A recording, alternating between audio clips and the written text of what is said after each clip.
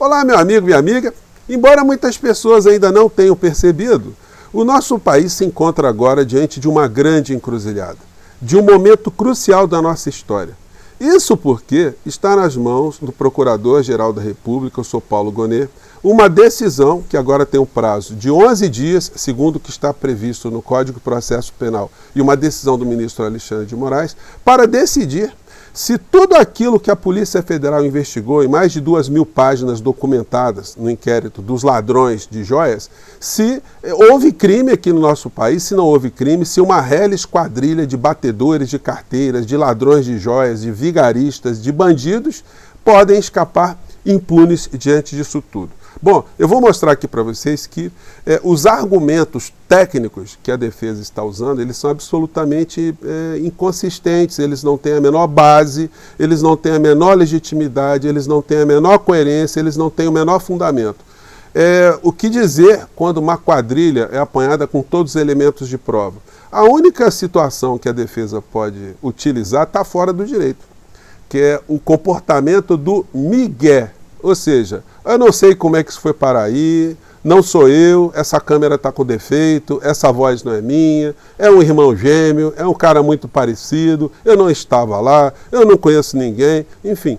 Vão sair com as explicações, né, do migué e que o Supremo Tribunal Federal dirá se são convincentes ou não são convincentes. Gente, e pelo que eu já conversei aqui com vocês, eu li as 2.000 páginas, não tem escapatória.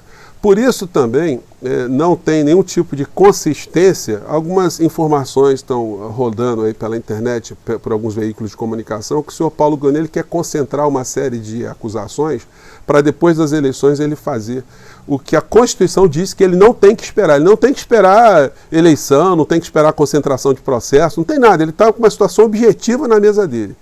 E isso vai dizer muitas coisas para o Brasil.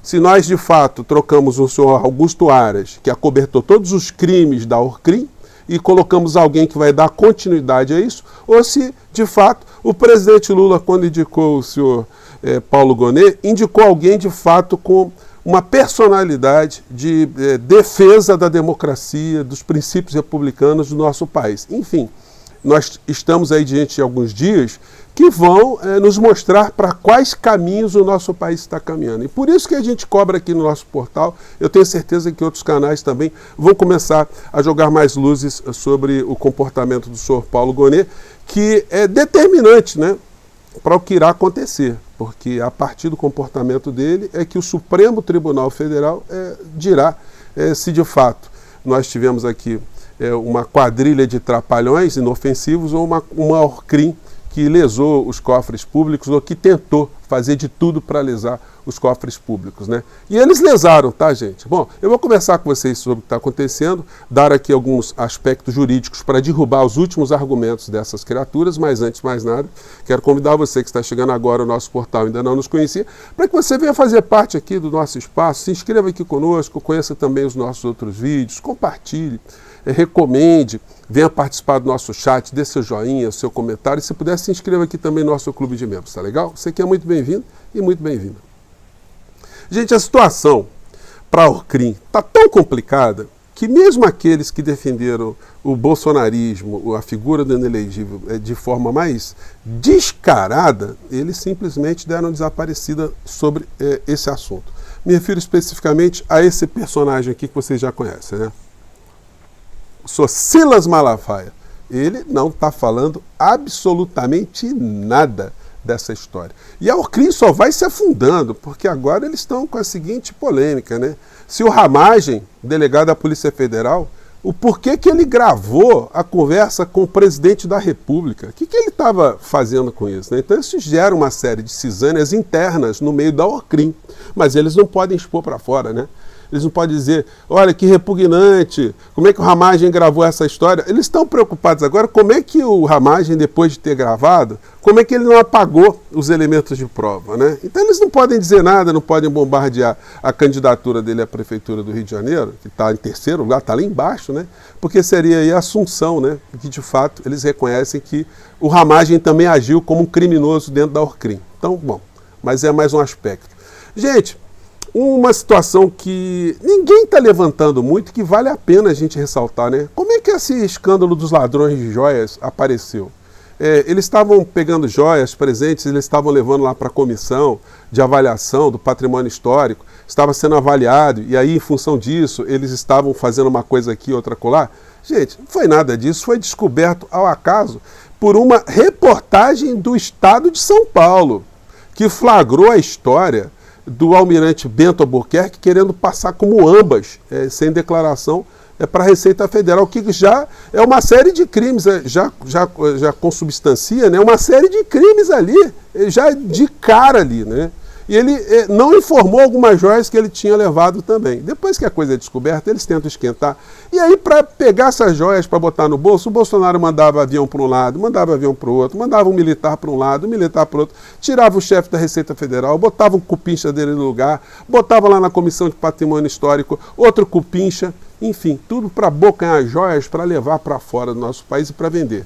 Algumas joias não foram recuperadas, você se lembra daquela imagem do coqueirinho, né, que o pai do Mauro Cid fotografou, o barquinho, que tinham peças ali de ouro, né, e o relógio Patek Philippe se escafedeu. O relógio eles venderam por uma grana e essa grana foi parar no bolso do Bolsonaro, né?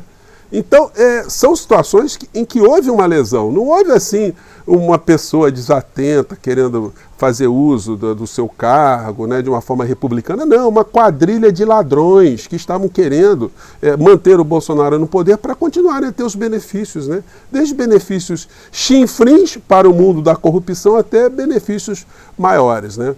O que chama atenção é a disfarçatez dos argumentos jurídicos, né? Tem um aqui que o Dudu Bananinha proferiu numa entrevista da CNN, mas ele foi desmoralizado. Vamos recordar aqui o que ele disse, gente? Vou botar a imagem para vocês aqui e vamos desmontar esse argumento aqui.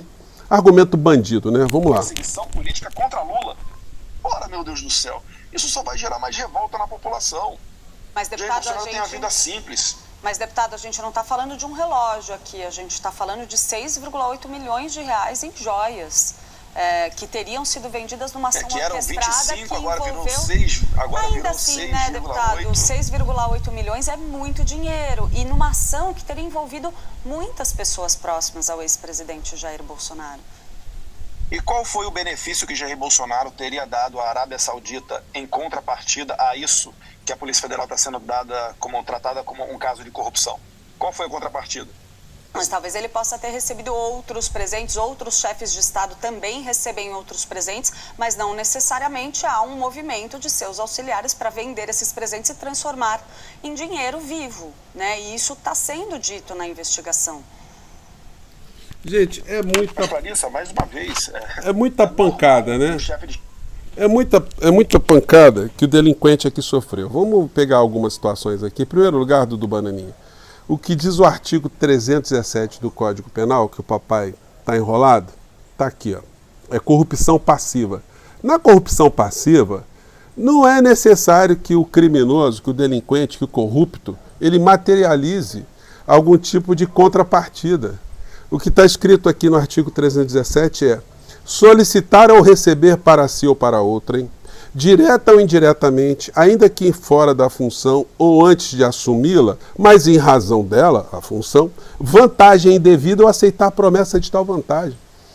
Não precisa de contrapartida, o crime já está materializado com um mero recebimento. O senhor fez faculdade de Direito, o senhor passou no concurso da Polícia Federal, o senhor esqueceu tudo isso? Pois bem, não vai dar, né? É o famoso migué. E aí veio com a chantagem na fala dele, né? Que o povo irá para as ruas. O povo irá para as ruas para defender um ladrão? Com todas as evidências? Soltem um ladrão? Como é que vai ser isso, né? Não cola. Então, o tipo de chantagem muito chinfrim, né? Da criatura aí, que não vai adiantar para absolutamente nada, né? Bom, a matéria que disparou tudo isso foi essa aqui, ó, a época, né? Inclusive, eles avaliavam que as joias eram no valor de 16 milhões e meio de reais. Gente, com certeza, foi alguém da Receita Federal que viu isso e falou assim: olha, a quadrilha está querendo pressionar a gente aqui, está querendo levar essas joias. E aí a coisa veio à tona, né? Não é por outra razão que os funcionários têm as imagens ali embaçadas nas imagens. O Bento Albuquerque, o mula dos mares, né? Ele já estava sendo monitorado, gente. A matéria diz aqui, viagens de Bento Albuquerque já eram monitoradas pela Receita Federal. Por quê? Porque era incomum. O clã Bolsonaro foi 150 vezes, os membros do governo Bolsonaro, 150 vezes para a Arábia Saudita. Gente, o que explica isso? Não é? E aí o Bento Albuquerque, quando ele trouxe essa muamba, ele estava nesse encontro aqui, um encontro chamado Iniciativa Verde da Arábia Saudita. Estavam representantes dos Estados Unidos, da França, da Inglaterra. O Bento Albuquerque está lá no fundo, se você der uma congelada na imagem, você vai ver um cara olhando de lado com a máscara preta ali, tá? A pergunta que eu já fiz na época, né? Todos os chefes de Estado de potências estavam ali, só o Bento Albuquerque recebeu essa caixa com joias, com colar de diamantes. Por que o saudita lá ele teria dado um presente exclusivo para o Bolsonaro que o Bento Albuquerque não declarou? Ele tentou passar pela alfândega dando carteirada, né? Então, gente, é muita vagabundagem sórdida. Agora, impressiona, o Bolsonaro está utilizando aqui o Fernando Capês, né, que virou um bolsonarista descarado também, jurista bolsonarista, dizendo que, olha, pela legislação atual, os presentes são para os presidentes, não para a União. Ele se baseia, em argumentos para defender o Bolsonaro, numa portaria que foi editada no final do governo Temer, quando o Bolsonaro já tinha ganhado as eleições, dizendo que alguns pertences podem ficar com o presidente da República. Mas aí, senhor Fernando Capês, aonde está escrito em algum lugar que uma portaria de um servidor chinfrim da presidência da República, de um governo ilegítimo, que isso destrói, isso derruba o que está previsto no Código Penal, o crime de corrupção passiva, prevaricação? Onde é que está escrito que isso derruba o que está na Lei 8.112, que é o regime jurídico único dos servidores públicos federais, que diz que não podem receber presentes, não pode receber presente nenhum funcionário, né? Gente, se há algum tipo de situação lícita, a primeira coisa que o funcionário tem que fazer, olha, eu não posso aceitar, infelizmente, me desculpa, eu não posso aceitar, ou, sendo uma coisa que tem uma peculiaridade muito grande, tem que levar ao departamento responsável para avaliar, para saber se ele pode ficar, se aquilo não ofende a moralidade pública, a impessoalidade, se aquilo não configura nenhuma conduta criminosa maior, né? Ou se aquele que está ofertando também, né, ele fizer pelos canais legais. Ele oferece para o Estado vai avaliar, olha, se isso é uma coisa personalíssima, se pode ficar, se não pode ficar, o que pode fazer. O que não pode acontecer é o que aconteceu, é a ladroagem escondida, sorrateira, e isso está lá nos autos. Por isso que eu tenho dito para vocês. O que dirá o senhor Paulo Gonet? Ele vai querer jogar esse troço para frente, usando algum tipo de argumento que não tem consistência nenhuma, porque não está escrito na legislação que ele tem que aguardar o processo eleitoral acontecer aqui no nosso país para fazer algum tipo de denúncia.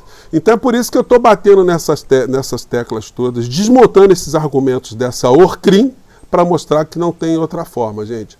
E quanto mais essa história não for esmiuçada, não for explicitada, ainda terá muita gente no nosso país, né, que acredita no discurso dessa reles quadrilha de ladrões, de joias, de usurpadores, de vigaristas. Bom, eu fico por aqui, gente. Um grande abraço, mande seu comentário e escreva aí se deu para entender tudo aquilo que eu estou colocando aqui para vocês ou se é uma coisa muito complicada, né? Que aí só os bolsonaristas não vão conseguir entender, né? Um grande abraço, até o nosso próximo encontro. Tchau.